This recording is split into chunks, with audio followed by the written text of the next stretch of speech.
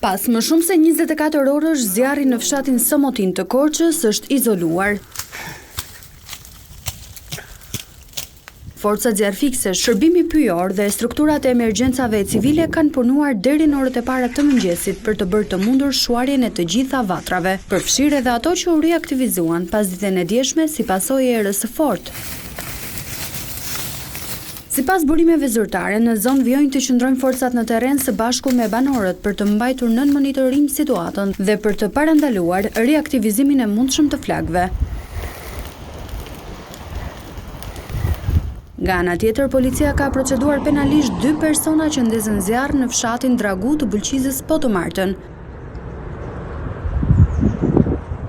Si pasojë përhapjes së shpejtë të flakëve, u dogjën 7 dynim me bimësi.